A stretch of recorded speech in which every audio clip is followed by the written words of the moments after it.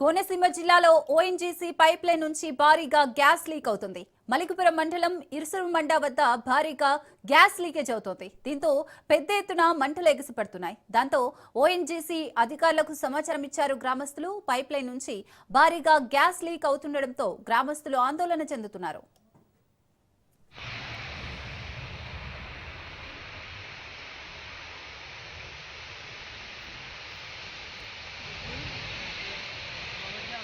రిగ్గు చూడు రిగ్గు చూడు రిగ్గు అలా కాలిపోతుంది.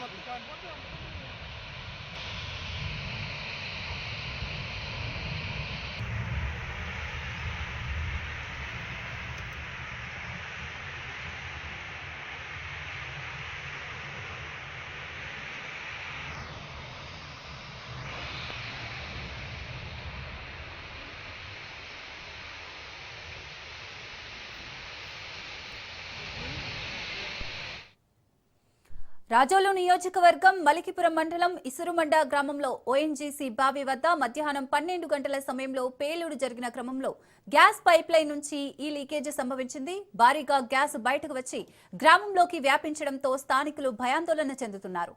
గ్యాస్ లీకేజ్ అదుపు చేసేందుకు ప్రయత్నించగా భారీగా మంటలు ఎగిసిపడ్డాయి. ప్రస్తుతం గ్యాస్ లీకేజ్ ఆపరేషన్ కొనసాగుతోంది.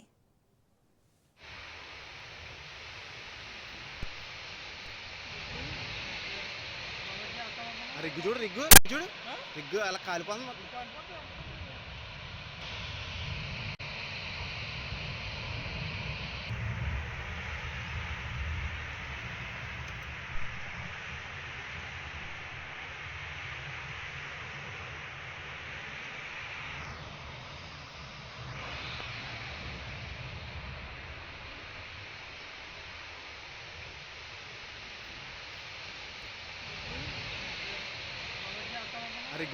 రిగ్గు చూడు రిగ్గు అలా కాలిపోతుంది.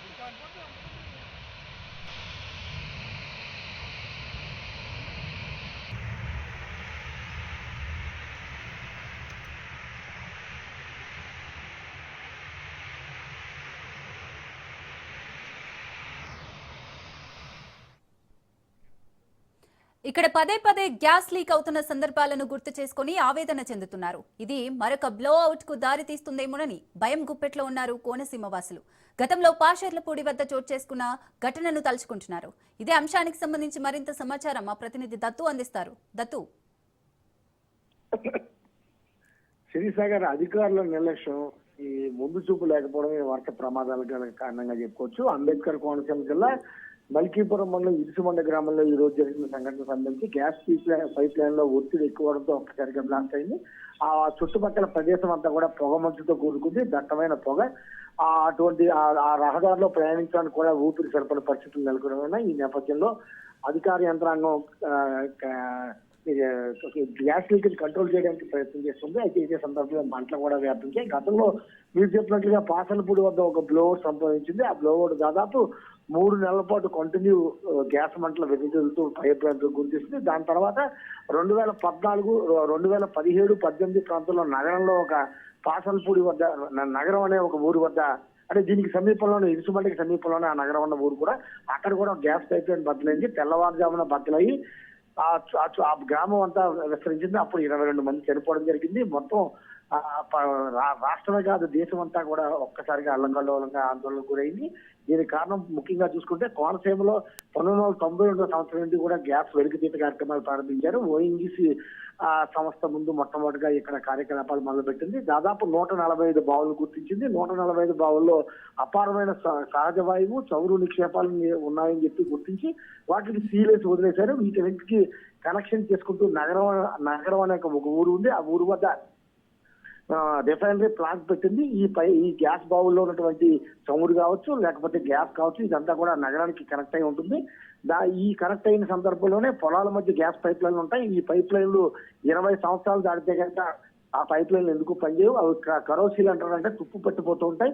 ఈ నేపథ్యంలో లీకులు వస్తూ ఉంటాయి. అయితే 20 సంవత్సరాలు కాదు, 25 దగ్గర 30 సంవత్సరాలు కడుతున్న ఆ పైప్ లైన్ ఫస్ట్ వేసిన పైప్ లైన్లే కొనసాగిస్తారు తప్ప ఆ పైప్ లైన్ సరిగ్గా మార్చలేదు, సరిగ్గా మెయింటెనెన్స్ లేదు. దాంతోనే తరచూ ఈ ప్రమాదాలు సంభవిస్తున్నాయి. 3 నెలల క్రితం కూడా ఇదే సంఘటన చోటు చేసుకుంది. యానం వద్ద కూడా ఏకంగా గోదావరి సముద్రం కలిసే ప్రాంతంలో పెద్ద ఎత్తున గ్యాస్ ఎగసిపడడంతో నీళ్లు కూడా పైకి వస్తున్న సందర్భాన్ని మత్స్యకారులు గుర్తించి అధికార యంత్రాంగాన్ని తెలిపారు. తర్వాత కంట్రోల్ చేశారు. ఇప్పుడు ఏదైతే ఇసుమంట గ్రామం ఉందో ఈ గ్రామం వద్ద కూడా దానికి సమీపంలో 10 కిలోమీటర్ల దూరంలో 3 నెలల క్రితం కూడా మరొక సంఘటన చోటు చేసుకుంది. అయితే ప్రస్తుతం చలి వాతావరణం శీతాకాలం కావడం, అందులోనూ ఊపిరి పీల్చుకోవడానికి ఇబ్బంది పడే కాలంగా మనం చెప్పుకోవచ్చు. ఇటువంటి సందర్భంలో గ్యాస్ పైప్ లైన్ లీక్ అయితే కనుక ఈ ఏదైతే ఊపిరితిత్తులకు సంబంధించిన వ్యాధిగ్రస్తులు ఎవరైతే ఉంటారో వారు మరింత ఇబ్బంది పడే అవకాశం ఉంది. ప్రస్తుతం అదృష్టశాత్తు చెప్పుకోదగ్గ విషయం ఏంటంటే ఫైర్ అయినా అది జనబాహుళ్యంలో కాకుండా పొలాల పరిసర ప్రాంతాలుగా కావడంలో ఈ ఫైర్ రావడంతో కొంతవరకు ఊపిరి తీసుకొచ్చారని చెప్పొచ్చు. ప్రస్తుతం అధికార యంత్రాంగం ఆ మంటలను అదుపు చేయడానికి, అలాగే గ్యాస్ లీక్ అవ్వకుండా అదుపు చేయడానికి తమ వంతు ప్రయత్నాలు ప్రారంభించింది. అయితే ఖచ్చితంగా 25 సంవత్సరాలు దాటిపోయిన పైపులు కావడంతో వీరింటిని పూర్తిగా తీసివేసి కొత్తవి ఏర్పాటు చేయాలి. దాని మీద దృష్టి పెట్టాలి తప్ప ఎక్కడికెక్కడ ప్యాచీలు లేకపోతే కింకరింగులు చేస్తే మొత్తం కుదరదని చెప్పి అధికార యంత్రాంగాన్ని ప్రజలు పెద్ద ఎత్తున ఒత్తిడి చేస్తున్నారు, ఆందోళన చేస్తున్నారు. సరే, అయితే దత్తు ఇప్పటి వరకు 3 గంటలు కావస్తుంది గ్యాస్ లీకేజ్ అవుతుంది. సో ఫైర్ సిబ్బంది కావచ్చు, ఓఎన్జీసీ సిబ్బంది కావచ్చు చర్యలు చేపడుతున్నారు అని అయితే తెలుస్తోంది. ఇప్పటి వరకు ఎంత మేర అదుపు చేశారనుకోవచ్చు మంటలని? అంటే ఒక గ్యాస్ పైప్ లైన్ లో కనుక గ్యాస్ కంట్రోల్ చేయాలంటే ఎక్కడైతే డ్యామేజ్ అయిన ప్రాంతం ఉందో ఆ ప్రాంతంలో రిపేర్ చేస్తే సరిపోదు. దానికి సప్లై ఇన్పుట్ ఎక్కడ ఉంది, అవుట్పుట్ ఎక్కడ ఉంది, అవుట్పుట్ దగ్గర వాల్ క్లోజ్ చేయాలి, ఇన్పుట్ దగ్గర వాల్ క్లోజ్ చేయాలి. ఎట్ ద సేమ్ టైం ఈ 2 వాల్స్ క్లోజ్ చేసిన తర్వాత మధ్య పైప్ లో ఉన్నటువంటి గ్యాస్ కూడా ఎగసి పడుతూ ఉంటుంది. ఆ లోపల ఉన్న గ్యాస్ అంతా బయటికి వచ్చే వాతావరణంలో కలిసిపోయిన తర్వాత అప్పుడు పైప్ లైన్ లో గ్యాస్ లేకుండా ఉంటుంది. అప్పుడు లీకేజ్ కంట్రోల్ చేయడానికి వాల్వ్ సిస్టమ్ అని ఒక సిస్టమ్ ఉంటుంది. జస్ట్ ఇంటి దగ్గర మనం ఉపయోగించే ట్యాప్ మాదిరిగా ఏదో ఉందో దానికి అలాంటి ఎక్విప్మెంట్ ని భారీ స్థాయిలో ఉంటుంది. దాన్ని పెట్టి దాన్ని కంట్రోల్ చేయాలి. దానికోసం ముందు ఏ బావి నుంచి ఆ ట్యాంక్ కి ఆ పైప్ లైన్ కనెక్షన్ ఉంది. ఆ కనెక్షన్ కి దగ్గర వాల్వ్ సరిగ్గా పనిచేస్తుందా లేదా, ఒకవేళ 20 సంవత్సరాల కాలం పైబడిన పైపులు వాల్వులు కావడంతో అది వర్కౌట్ అయిపోతే ఈ యొక్క కంట్రోలింగ్ చేయడానికి మరింత సమయం పట్టే అవకాశం ఉంది. ప్రస్తుతం అయితే కనుక అందుతున్న సమాచారం ప్రకారం 2 ఇన్పుట్ అవుట్పుట్ దగ్గర 2 వేట్ దగ్గర గ్యాస్ కి సంబంధించిన వాళ్ళు పూర్తిగా బంద్ చేశారు. మధ్య పైప్ లో ఉన్నటువంటి గ్యాస్ ప్రస్తుతం ఎగదిమ్ముతోంది. ఇందాక మంటలు రావడానికి కారణం కూడా అదే. ప్రస్తుతం అయితే కనుక ఫైర్ మంటలను అదుపు చేయగలిగారు. గ్యాస్ ను కంట్రోల్ చేయాలంటే మాత్రం మరికొద్ది సమయం పట్టే అవకాశం ఉంది. ఒకవేళ కనుక ఇన్పుట్ దగ్గర అవుట్పుట్ దగ్గర కనుక వాళ్ళు కంట్రోల్ అవ్వకపోతే ఈ కంట్రోల్ చేయడానికి మరింత కొద్దిసేపు సమయం పట్టే అవకాశం ఉందని చెప్పచ్చు. మరి అయితే దత్తు మనం పాషర్లపూడి ఘటనప్పుడు చూసాం, ప్రజలకి చాలా ఇబ్బందులు అయ్యాయి, ఆరోగ్య సమస్యలు వచ్చాయి. మరి ఈ గ్యాస్ వల్ల ఆ చుట్టుపక్కల ప్రాంతాల్లో పరిస్థితి ఏ విధంగా ఉండే ఛాన్స్ ఉందంటారు? ఫస్ట్ గ్యాస్ లీక్ అయినప్పుడు 3 నుంచి 4 అడుగుల ఎత్తులో వాతావరణంలో మాత్రమే గ్యాస్ ఉంటుంది. ఇది తేలికపాటి గ్యాస్ కాదు. ఆ 3-4 అడుగుల ఎత్తులో ఉండడంతో అంటే మన జస్ట్ లైక్ చెప్పాలంటే మన డోర్స్ ఏవైతే ఉంటాయో, డోర్లు కిటికీస్ విండోస్ ఏదైతే ఉంటాయో ఆ రేంజ్ లోనే ఈ యొక్క గ్యాస్ యొక్క తీవ్రత ఉంటుంది. దాని పైకి వెళ్ళదు. దానికి పైకి వెళ్ళాలంటే ముందు వాతావరణం అనుకుంటాలి, ఎండగా డ్రై వాతావరణం ఉండాలి. ప్రస్తుతం అయితే శీతాకాలం కావడంతో పైనుంచి పక్క మంచు పడుతూ ఉంటుంది. అంటే మాయిశ్చర్ శాతం అధికంగా ఉండడంతో బరువు ఉండడంతో గ్యాస్ కింద ఉండే అవకాశం ఉంది. అయితే పాసల్పూడి బ్లోఅవుట్ కి ఈ గ్యాస్ పైప్ లైన్ లీకేజ్ కి వ్యత్యాసం చాలా ఉంది.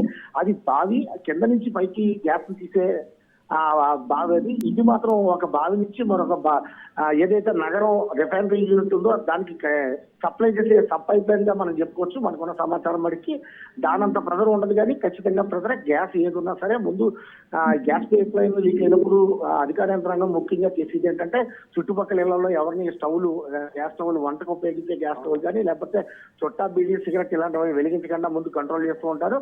అలాగే యంత్రాలకు సంబంధించి కూడా ఫ్యాక్టరీస్ లో కూడా నిప్పులు పుట్టే అవకాశం ఉంటుంది. వాటిని కంట్రోల్ చేస్తారు. ప్రస్తుతం అధికార యంత్రాంగం ఆ సీన్ ఆఫ్ అఫెన్స్ దాన్ని బట్టి చర్యలు తీసుకుంటుంది. ప్రస్తుతానికి అయితే మరి ఈ గ్యాస్ లీక్ కూడా కంట్రోల్ అయ్యే అవకాశం ఉంది. Right, thank you Dattu.